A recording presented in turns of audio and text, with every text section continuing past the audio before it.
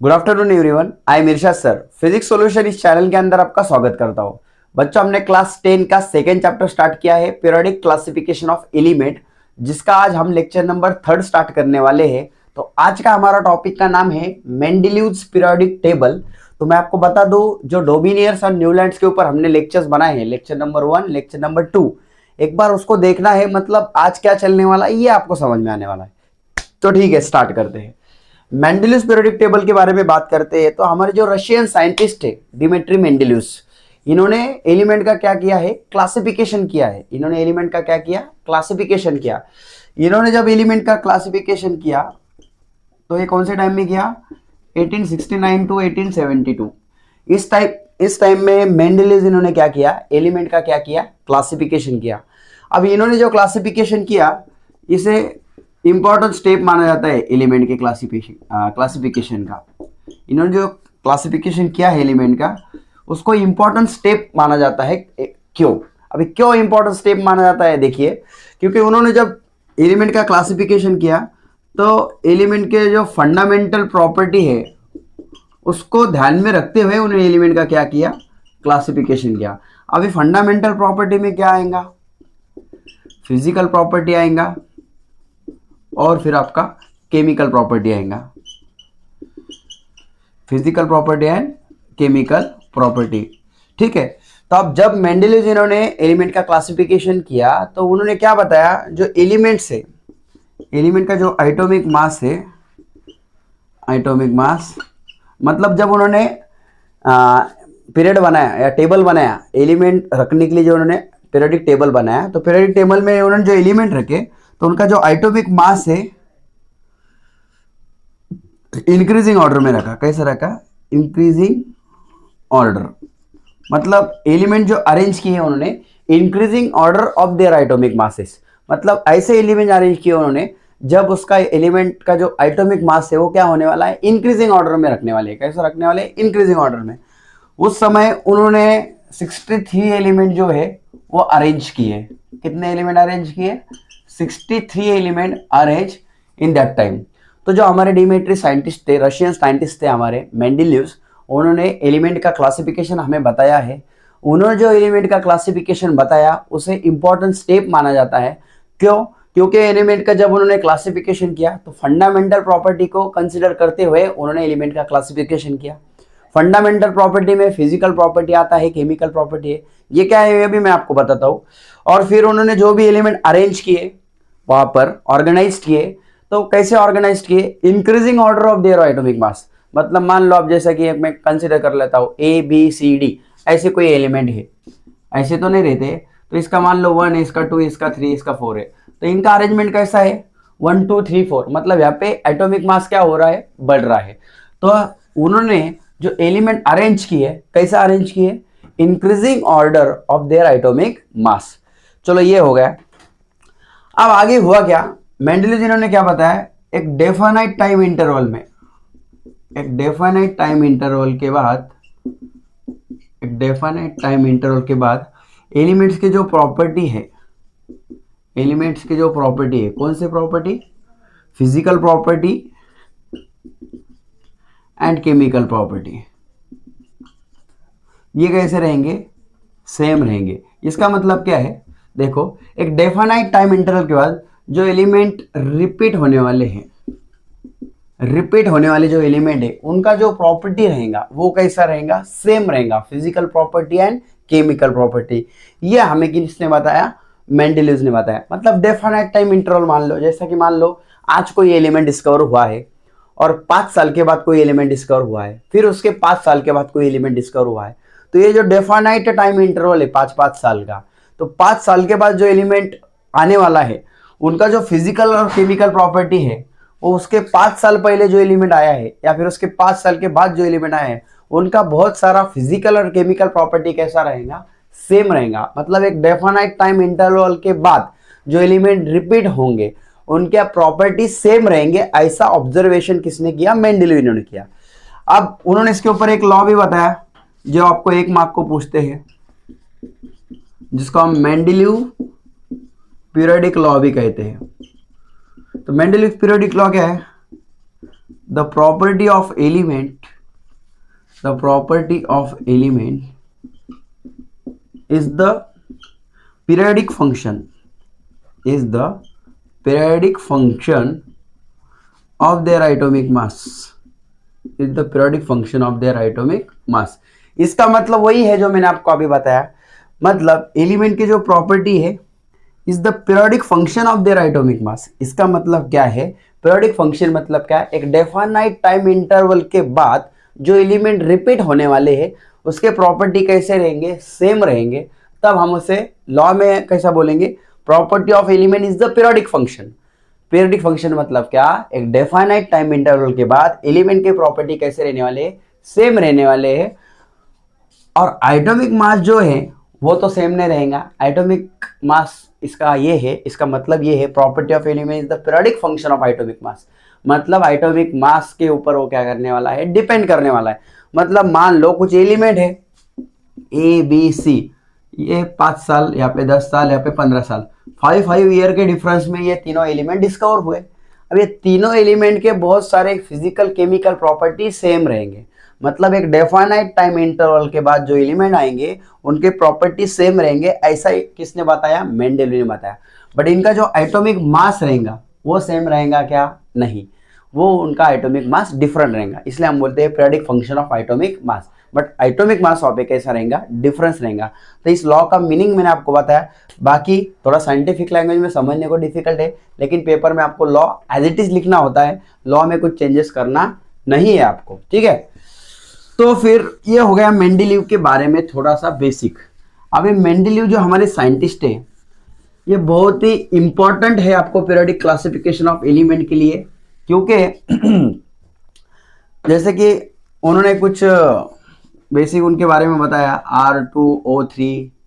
R2O3 ऐसा आपको table में वगैरह दिया है। यहाँ पे R स्टैंड फॉर क्या रहता है आपका, एलिमेंट। R के जगह पे हम क्या प्लेस करते हैं, एलिमेंट। जैसा R के जगह पे हम कोई एलिमेंट रख देते हैं हाइड्रोजन, तो ये हो जाएगा H2O3, या आप कोई भी एलिमेंट रख लो, ये RO3 ऐसा है तो R की जगह पे आप C रख दो, फिर ये CO3 ऐसा रख देंगे।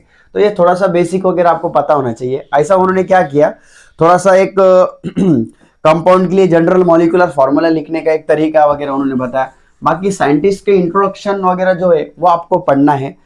अब हम नेक्स्ट टॉपिक की तरफ बढ़ेंगे, वो है आपका बहुत ही important topics, merits of Mendeleev's periodic table. अब हम देखने वाले हैं मेरिट्स एंड डिमेरिट्स। तो दोनों भी क्वेश्चन 3-3 मार्क को आते हैं और दोनों मिला के 5 मार्क के लिए भी पूछ सकते हैं। तो देखते हैं मेंडेलीव जिन्होंने क्या मेरिट्स बताए, उनके मेरिट्स क्या है, उनका क्लासिफिकेशन के मेरिट्स क्या है, क्योंकि डोबिनियर्स इन्होंने भी बताया है, न्यूलैंड्स ने भी बताया है, मेंडेलीव ने जो बताया वो क्या है वो देखेंगे। जैसे कि पहला है, atomic mass of some element were revised as to give them proper place in the periodic table in the accordance with their property. For example, previously determined atomic mass was beryllium 14.09 was changed to correct value 9.4 and placed before boron. अब first merit क्या है, देखो मैंने जैसा कि बताया डोबिनियर हो गए, न्यूलैंड हो गए, इन्होंने भी बहुत सारे एलिमेंट डिस्कवर किए और उस एलिमेंट के बारे में हमें बताया। अब जैसे कि इन्होंने क्या किया, atomic mass of some element were revised, इन्होंने क्या किया, कुछ एलिमेंट जो थे उनके एटॉमिक मास क्या किए, रिवाइज्ड किए। रिवाइज्ड किए मतलब क्या किए, करेक्ट किए हम बोल सकते हैं। तो उन्होंने एक एग्जांपल भी बताया है, जैसा बेरिलियम का एटॉमिक मास कितना था, प्रीवियसली डिटरमाइंड, इसको हम बोलेंगे previously determined. Previously determined atomic mass क्या था, 14.09। अब जब मेंडेलीव ने इसको ढूंढा तो ये कितना आया, 9.4, मतलब करेक्ट वैल्यू क्या है, 9.4। तो देखो मेंडेलीव हमारे कितने होशियार साइंटिस्ट थे।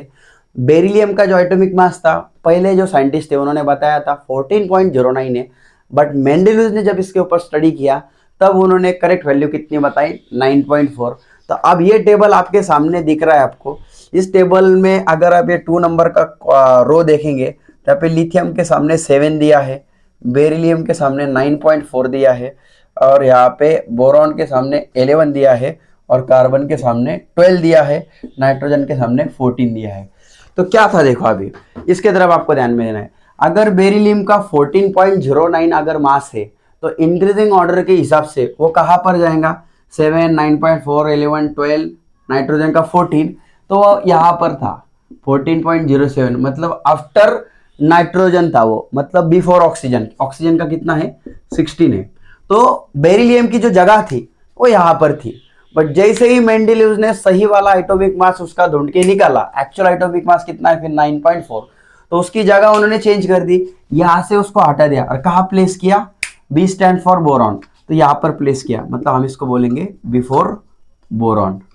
आप पहले कंसेप्ट समझ लो, थ्योरी आप पढ़ के लिख सकते हैं, थ्योरी आप याद करके भी लिख लेंगे, लेकिन हमको कंसेप्ट समझना चाहिए। फर्स्ट मेरिट क्या है, जो मेंडेलीव थे इन्होंने क्या किया, जो एलिमेंट के एटॉमिक मास थे उसको क्या किया, उन्होंने रिवाइज किया। रिवाइज किया मतलब क्या, जो एटॉमिक मास बताए गए हैं वो बहुत सारे गलत भी थे, उसको उन्होंने करेक्ट किया। तो एक एग्जाम्पल उन्होंने बताया बेरिलियम का। बेरिलियम का पहला एटॉमिक मास कितना था, 14.09, अब कितना है 9.4, इसलिए उसकी जगह भी क्या हो गई, चेंज हो गई। तो उसको कहाँ प्लेस किया उन्होंने, बिफोर बोरॉन। तो ये बहुत ही बड़ा वर्क था उस टाइम का, तो सही जगह उन्होंने बेरिलियम की प्लेस की। ओके, ये हो गया फर्स्ट मेरिट हमारा। आपको पेपर को तो थ्योरेटिकली लिखना है, बस कंसेप्ट पकड़ो आप क्या है। तो बहुत से बच्चों को इतना आसान कंसेप्ट है लेकिन जल्दी समझ में आता नहीं है, तो हमारे लेक्चर अगर आप पूरे देखेंगे तो आपके पूरे कंसेप्ट पक्के करा के दूंगा। सेकंड मेरिट उन्होंने क्या बताया, अगर आप ध्यान देंगे तो वो बोल रहे थे, Mendeleev kept vacant places in the periodic table for element not discovered till then. Mendeleev इतने होशियार साइंटिस्ट थे, बाकी साइंटिस्ट लोगों ने क्या किया, उन्होंने उनका क्लासिफिकेशन ऑफ एलिमेंट दे दिया, उनका टेबल बना दिया, लेकिन उनके बाद फ्यूचर में जब एलिमेंट आएंगे तो वो उनके टेबल में कहाँ रखेंगे, ये जगह ही नहीं छोड़ी उन्होंने। मतलब ये कुछ आपके जैसा हो गया, आप क्लास में जल्दी आ गए और क्लास में जल्दी आ गए तो आपका दोस्त अभी आया नहीं है या फिर दूसरे कोई बच्चे आए नहीं है, तो आप लोग क्या करते हैं, नए बच्चे को बैठने को जगह ही नहीं देते, पूरा जगह पैक कर देते हैं। तो ऐसा ही हुआ, पुराने साइंटिस्ट ने कुछ ऐसा ही किया। मेंडेलीव होशियार थे, उनको पता था अगर अपन एलिमेंट का क्लासिफिकेशन करेंगे तो अपने बाद जब नए नए एलिमेंट डिस्कवर होंगे तो उनको कहाँ रखना है, इनके लिए कुछ जगह होनी चाहिए कि नहीं होनी चाहिए। तो उन्होंने जब उनका पीरियोडिक टेबल बनाया तो कुछ वैकेंट प्लेसेस छोड़े उन्होंने एलिमेंट को वहाँ पे रखने के लिए। ये है उनका सेकंड डिमेरिट्स। जैसा कि 3 अननोन एलिमेंट हमें कंसिडर करना है, उनको उन्होंने नाम दिया इका बोरॉन, मतलब आगे फ्यूचर में सपोज ये एलिमेंट आने वाले हैं, इका बोरॉन, इका एल्यूमिनियम, इका सिलिकॉन। उन्होंने क्या कंसिडर किया, ये प्रिडिक्शन था उनका, ये क्या था, प्रिडिक्शन। उन्होंने ऐसा कंसिडर किया ये 3 एलिमेंट है, ये फ्यूचर में आने वाले हैं। अब जो 3 एलिमेंट फ्यूचर में आने वाले हैं उनको तो पता नहीं उसका नाम क्या है, तो उन्होंने रैंडमली उसको क्या नाम दिया, इका बोरॉन, इका एल्यूमिनियम, इका सिलिकॉन। इका का मतलब रहता एक एल्यूमिनियम, एक बोरॉन, एक एल्यूमिनियम, एक सिलिकॉन, ऐसे 3 एलिमेंट फ्यूचर में आने वाले, ऐसा उन्होंने बताया। तो फिर आगे क्या हुआ, उसका एटॉमिक मास भी उन्होंने बताया 44, 68, 72, 44, 68, 72। ये प्रेडिक्शन था, जब ये 3 एलिमेंट इस नाम के या फिर इसके जैसे 3 एलिमेंट अगर फ्यूचर में आएंगे तो ये उनका एटॉमिक मास रहेगा, ये उन्होंने प्रेडिक्शन दिया। फिर हुआ क्या बाद में, एक्चुअली जब एलिमेंट डिस्कवर हुए उनका नाम क्या था, स्कैंडियम, गैलियम एंड जर्मेनियम। मतलब जो बोरॉन था वो क्या हो गया, स्कैंडियम। फिर दूसरा कौन था हमारा, गैलियम, और तीसरा कौन था हमारा, जर्मेनियम। देखो मेंडेलीव ने क्या बताया, जो फ्यूचर में 3 एलिमेंट आने वाले हैं, मेंडेलीव ने उनको क्या नाम दिया, इका बोरॉन, इका एल्यूमिनियम, इका सिलिकॉन, और उसका प्रेडिक्शन किया कितना एटॉमिक मास रहेगा, 44, 68 और 72।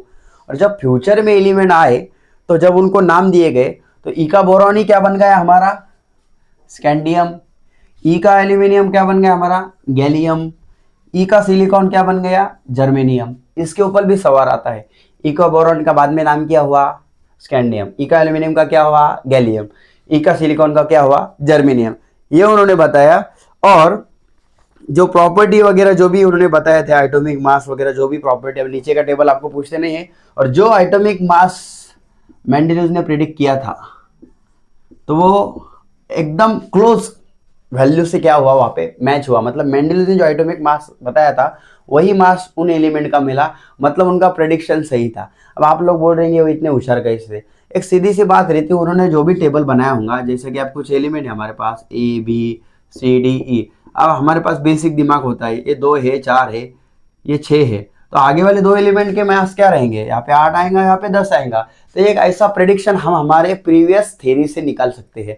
तो मेंडेलियस भी होशियार थे, उन्होंने जो क्लासिफिकेशन किया था, उन्होंने जो एलिमेंट बताए थे 63 एलिमेंट, तो आगे का जो एलिमेंट क्या आ सकते हैं, उनका एटॉमिक मास क्या हो सकता, इतना उनको अंदाज आ चुका था। और वो बहुत ही पढ़ाई करते थे एलिमेंट के क्लासिफिकेशन के बारे में, बहुत ही अच्छा उन्होंने हमें बताया है, जो कि इतना आसान हो चुका है। अभी एलिमेंट का क्लासिफिकेशन हमें इतना आसान तरीके से उन्होंने बताया, स्टडी करने के लिए आपको बहुत ही आसान है। तो सेकंड डिमिनिट्स आप ध्यान में रखेंगे, फ्यूचर में जो एलिमेंट आने वाले थे, बाकी साइंटिस्ट के जैसे नहीं थे वो, उन्होंने सबका सोचा वहाँ पे, फ्यूचर में जो एलिमेंट आने वाले हैं उनको ये नाम दिए, उनका ये एटॉमिक मास रहेगा बताया, और आगे आके जब वो एलिमेंट डिस्कवर हुए तो उनके असली नाम क्या हुए फिर, इका बोरॉन का स्कैंडियम, इका एल्यूमिनियम का गैलियम, और इका सिलिकॉन का जर्मेनियम।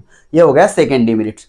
थर्ड मेरिट्स, हम मेरिट्स पढ़ रहे हैं, अभी डिमेरिट्स इसके बाद आने वाले। 2 मेरिट्स हो गए। तीसरा मेरिट क्या है, देखो, there was no place reserved for the noble gases in the Mendeleev's original periodic table. However, when the noble gases such as helium, neon, argon were discovered towards the end of the 19th century, Mendeleev created zero group without disturbing original periodic table in which noble gas fitted very well. तो क्या हुआ बच्चों, third merit भी बहुत अच्छा है। तो noble gas जो थे हमारे, हीलियम है, आर्गॉन है, नियॉन है, ये आपके सभी नोबल गैसेस है। कैसे, ये नोबल गैसेस। अब मेंडेलियस पीरियोडिक टेबल तो पूरी तरह से बन चुका था, और फिर 19th सेंचुरी में क्या हुआ, नोबल गैसेस डिस्कवर हुए। अब जैसे ही ये डिस्कवर हुए तो फिर मेंडेलियस को समझ में नहीं आ रहा था अभी क्या किया जाए, ये एलिमेंट को कहाँ रखा जाए। तो मेंडेलियस ने क्या किया, उन्होंने जो पीरियोडिक टेबल बनाया था उसमें एक नया उन्होंने ग्रुप बनाया और उसको नाम दिया जीरो ग्रुप। क्या नाम दिया, जीरो ग्रुप। और जीरो ग्रुप में सारे एलिमेंट उन्होंने क्या कर दिए, फिट कर दिए। समझ में आ रहा है सबको। तो ये एक मेरिट से, मतलब नए एलिमेंट आए तो वो डिस्टर्ब नहीं हुए, अभी इसको कहाँ रखना है, कैसा करना है। वो इतने होशियार साइंटिस्ट थे, without disturbing original periodic table, उसको हाथ नहीं लगाते हुए एक नया उन्होंने क्या किया, ग्रुप बनाया जिसको नाम दिया जीरो ग्रुप, और उसमें वो सारे एलिमेंट रख दिए। अब बहुत से बच्चों को सवाल हो सकता है, सर जीरो ग्रुप ही नाम क्यों दिया। तो बच्चे, जो नोबल गैसेस है हमारे, ये सारे जो गैसेस है, इनका जो वैलेंसी होता है वो होता है जीरो। इनका वैलेंसी क्या होता है, जीरो। तो उस वैलेंसी जीरो, उस लॉजिक के ऊपर उन्होंने ग्रुप को क्या नाम दिया, जीरो ग्रुप। तो ऐसे 3 मेरिट से जो आपको पूछे जाते हैं, अच्छे से आपको याद करना है। अब याद तो मुझे पता है आप पहले भी कर लेते, लेकिन अब मुझे लगता है आपको याद करने को थोड़ा सा सिंपल हो गया, क्योंकि कहीं ना कहीं अभी आपका कंसेप्ट थोड़ा सा हो गया, ऐसा मुझे लग रहा है। अभी थोड़ा समय और लूँगा आपका, क्योंकि फिर हमारा पूरा कंसेप्ट हो जाता है मेंडेलियस के ऊपर। Demerits of Mendeleev's periodic table. अब आपको पता है कॉइन हैज टू साइड, तो कॉइन की वन साइड तो हमने देख ली है, मेंडेलियस के मेरिट्स तो हमने देख लिए, लेकिन आपको पता होना चाहिए कोई भी साइंटिस्ट जो है, जिन उनके मेरिट्स हो सकते हैं तो उनके डिमेरिट्स भी हो सकती है, उनसे गलतियां भी हो सकती है। तो कुछ डिमेरिट्स मेंडेलियस इन्होंने बताए, तो डिमेरिट्स भी पेपर में पूछे जाते हैं। फर्स्ट डिमेरिट्स क्या है, देखो, फर्स्ट डिमेरिट ऐसा था, the whole number of atomic mass of element cobalt and nickel is same, there was an ambiguity regarding their sequence in the Mendeleev's periodic table। पहला डिमेरिट्स क्या हुआ, जो कोबाल्ट था, कोबाल्ट, ओके, कोबाल्ट, और जो nickel है आपका, nickel, ये दोनों का जो एटॉमिक मास है, इन दोनों का जो एटॉमिक मास है वो कैसा है, सेम है। ये दोनों का एटॉमिक मास कैसा है, सेम है। तो आप मुझे बताओ, दोनों का एटॉमिक मास अगर सेम है तो मेंडेलियस क्या, कोई भी साइंटिस्ट अगर होंगे या फिर हम भी होंगे तो हम भी कंफ्यूज हो जाएंगे ना। दो चीज़ें अगर एज इट इज सेम है, मान लो कोई मूवीज़ के अंदर अगर हीरो का डबल रोल है तो उस हीरो को हम पहचान सकते हैं क्या, नहीं पहचान सकते। तो यहाँ पे एलिमेंट का दो एटॉमिक मास था, दोनों का भी सेम था, तो उनको समझ में नहीं आ रहा था कि उनको कहाँ रखा जाए। तो ये हो गया फर्स्ट डिमेरिट्स, ज़्यादा बड़ा नहीं है और आसान है। दोनों एलिमेंट का एटॉमिक मास सेम था तो उन्हें कंफ्यूजन हो गया, उन्होंने समझ में नहीं आया कि इसका प्रॉपर प्लेस कहाँ है। दूसरा, isotopes were discovered long time after the Mendeleev put the fourth table, as isotopes have same chemical property but different atomic mass. A challenge was posed in the place them in the Mendeleev periodic table। तो second demerits related है isotope से। Isotopes क्या होता है, same chemical property, इसके ऊपर भी आपको सवाल आ सकता है, same chemical property but different atomic mass, different atomic mass. Isotope किसको बोलते हैं हम? सेम केमिकल प्रॉपर्टी बस डिफरेंट एटॉमिक मास। तो मुझे बताओ, मेंडेलिव्स ने तो फिजिकल और केमिकल प्रॉपर्टी दोनों का भी ध्यान में रखते हुए उनका टेबल उन्होंने बताया था। अब जब आइसोटोप्स डिस्कवर हुआ तो आइसोटोप किसको बोलते हैं हम? जैसे मान लो एक आइसोटोप है, अब ये आइसोटोप है, इस आइसोटोप क्या रहता है? Same chemical property but different atomic mass. इसका मतलब ये है जैसे कि हम दो आइसोटोप कंसिडर करते हैं, एक छोटा और एक बड़ा कंसिडर करते हैं, दो कोई भी एलिमेंट के हम आइसोटोप्स कंसिडर करते हैं। अब ये बड़ा है तो इसका एटॉमिक मास ज़्यादा है, ये छोटा है तो इसका एटॉमिक मास कम है, लेकिन दोनों एक ही मटेरियल से बने हैं, मतलब दोनों का केमिकल प्रॉपर्टी कैसा है? सेम है। या फिर हम कोई भी दो एलिमेंट कंसिडर कर लो जिसका केमिकल प्रॉपर्टी सेम हो बट एटॉमिक मास कैसा हो? डिफरेंट हो। कोई भी दो एलिमेंट, हमारे पास एक ए और एक बी, तो हम ए को एक आइसोटोप बोलेंगे, बी को एक आइसोटोप बोलेंगे। अब इनका केमिकल प्रॉपर्टी सेम है, तो सेम केमिकल प्रॉपर्टी है तो हम उसको एक जगह एक कॉलम में रख सकते, ऐसा मेंडेलिव ने सोचा। बट एटॉमिक मास डिफरेंट है तो फिर वो increasing order of their atomic mass वाली जो बात कही थी वहां पर थोड़ा सा प्रॉब्लम क्रिएट होने को लगा। तो फिर उन्होंने इसके ऊपर कुछ आंसर दिया नहीं, क्योंकि सेम केमिकल प्रॉपर्टी और डिफरेंट एटॉमिक मास थे, दो वर्ड आ गए, इसलिए फिर उनको समझ में नहीं आया कि आइसोटोप्स को कहाँ रखा जाए, इसलिए फिर इसके बारे में भी उन्होंने कुछ नहीं बताया। तो ये भी क्या हो गया? डीमेरिट्स। तीसरा डीमेरिट्स क्या था? When elements are arranged in increasing order of their atomic mass, a rise in atomic mass does not appear to be uniform, so it was not possible therefore to predict how many elements could be discovered between two heavy elements. अभी तीसरा भी बहुत आसान है। मान लो ऐसे कुछ elements मेंडेलिव्स ने बनाए, अब इसका एटॉमिक मास कुछ ऐसा हम कंसिडर कर लेते हैं, कुछ भी रैंडमली मैं ले रहा हूं, ये सही नहीं है, तो ऐसे ये बात तो पक्की है। अब ये increasing order of their atomic mass तो सबको दिखाई दे रहा है, increasing order of their atomic mass. अब मुझे बताओ, जो राइज इन एटॉमिक मास हो रहा है यहाँ पे, राइज इन एटॉमिक मास, मुझे बताओ क्या ये यूनिफॉर्म है? तो ये यूनिफॉर्म नहीं है। यहाँ पे 11.2 था, फिर 13 हुआ।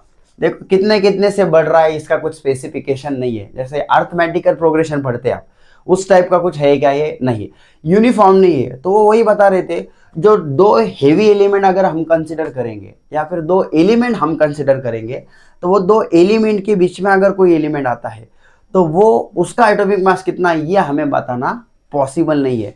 जैसे कि मान लो इसका मुझे पता ही नहीं है, तो B का 13 है, D का 17 है, तो C का कितना है ये लॉजिक में नहीं बता पाऊंगा, क्योंकि ये जो सीरीज है ये यूनिफॉर्म नहीं है। जो एटॉमिक मास जो बढ़ रहा है यूनिफॉर्मली बढ़ रहा है क्या? नहीं। तो ये बताना भी थोड़ा सा डिफिकल्ट था। ये हो गए 3 डीमेरिट्स जो कि आपको समझ में आ ही गए होंगे। अब लास्ट हमारा डीमेरिट्स है, उसके बाद आज का लेक्चर फिर हम यहीं पे स्टॉप करेंगे। तो 4 नंबर का डीमेरिट्स भी बहुत ही इंपॉर्टेंट है, बड़ा है थोड़ा सा, उसके तरफ ध्यान दो। 4 नंबर का है पोजीशन ऑफ हाइड्रोजन के बारे में। काय के बारे में है? Position of hydrogen. इसके तरफ अच्छे से ध्यान दो। अभी क्या बोल रहे हैं वो देखो, hydrogen shows similarity with halogens group 7, for example molecular formula of hydrogen S2 while molecular formula of fluorine chlorine are F2 and Cl2 respectively। अब उनका क्या कहना है, जो हाइड्रोजन है ये हमारा हैलोजन के साथ क्या करेगा? सिमिलरिटी शो करेगा। अब हैलोजन मतलब क्या? तो हैलोजन में आता आपका क्लोरीन, कौन कौन आता है हमारा? क्लोरीन, उसके बाद ब्रोमीन, उसके बाद फ्लोरीन, इसको हम हैलोजन फैमिली बोलते हैं। तो अब मुझे बताओ, क्लोरीन को हम लिखते हैं Cl2, ब्रोमीन को Br2, फ्लोरीन को F2, और हाइड्रोजन को हम कैसे लिखते हैं? S2। तो मुझे बताओ, इसको लिखने का तरीका और इनको लिखने का तरीका कैसा है? सेम है। मतलब जो मॉलिक्यूलर फॉर्मूले है, मॉलिक्यूलर फॉर्मूले, हाइड्रोजन का मॉलिक्यूलर फॉर्मूला क्या है? S2 है। यहाँ पे इसका Cl2, Br2, F2। तो मॉलिक्यूलर फॉर्मूला वाइज अगर सोचा जाए तो हैलोजन और हाइड्रोजन इनके मॉलिक्यूलर फॉर्मूले का जो लिखने का तरीका है वो सेम है। तो यहाँ पर अब आधी बात आप पकड़ना है, यहाँ पे क्या कंफ्यूजन हो सकता है। तो अब हाइड्रोजन का मॉलिक्यूलर फॉर्मूला किसके जैसा है? हैलोजन फैमिली के जैसा है। And the second confusion is what? In same way there is a similarity in the chemical property of hydrogen in alkali metal. अब हाइड्रोजन और किसके साथ मैच कर रहा है? हाइड्रोजन का केमिकल प्रॉपर्टी अल्काली मेटल के साथ। अब अल्काली मेटल कौन होते हैं? ग्रुप नंबर 1 में के जो एलिमेंट है उनको हम बोलते हैं अल्काली मेटल्स। ये आप ध्यान में रखने का, ग्रुप नंबर 1 होता है अल्काली मेटल, ग्रुप नंबर 2 होता है अल्कलाइन अर्थ मेटल्स। तो ग्रुप नंबर 1 जो है उसमें के जो एलिमेंट्स है उसको हम अल्काली मेटल बोलते हैं।